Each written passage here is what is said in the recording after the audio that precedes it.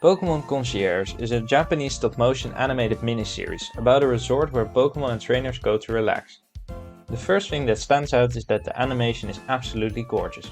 Even though the human characters are a bit stiff, the Pokemon are very lifelike because of the attention to detail and the yarn that is used, making every Pokemon look even more cuddly than they already are. The story is light and very upbeat. It is a vibe show, which is not that deep of a plot and is a nice comfort watch.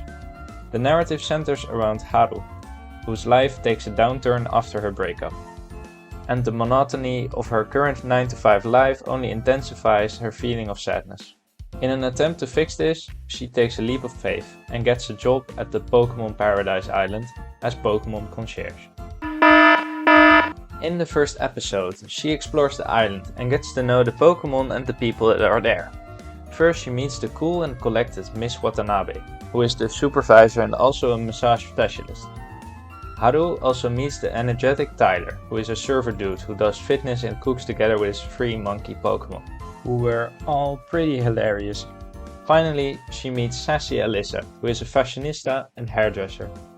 And I must say that she must have the hardest job, looking at Jinx's and Stoutland's hair.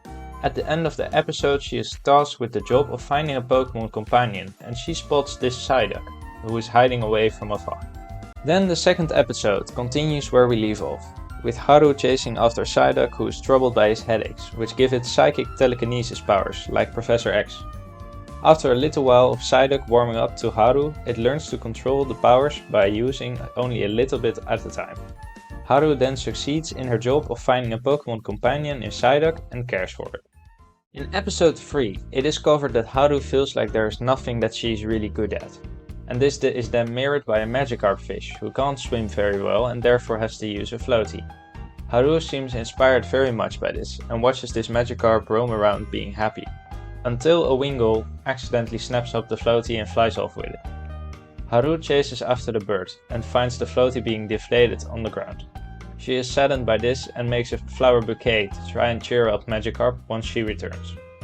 When she returns, she finds Magikarp in the pond, who at that time evolves into a Gyarados, who can now swim again. Other Pokemon then find her flower bouquet very beautiful, and Haru finds that she is really good at making these bouquets. In a sense, just as Magikarp, she evolved. The final episode revolves around a bunch of Pikachu who are guests at the resort. One of these Pikachu is very soft-spoken and shy, and its trainer wanted to be something that it's not, loud and more like other Pikachu.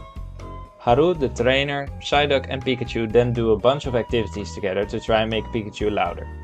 They try to make it get off a zip line, give it spicy food, or make it scream into an echoing valley. However, this does not lead to success. Finally, they learn to lose the expectations and take someone for who they are, instead of trying to fit it into a mold where it does not want to be. And in this process, they become close together as friends. And that is where the series comes to a stop. Pokemon Concierge is a must-watch for every Pokemon fan who has Netflix right now. It is only an hour of content, which is just heartwarming and fun to watch. Although the story is basically non-existent and there is not that much deep stuff to talk about, it still holds up as something fun and exciting. If you have enjoyed this video, please leave a like or perhaps subscribe if you feel like it. You could also leave your thoughts on Pokemon Concierge in the comments. And as always, I wish you a very pleasant day.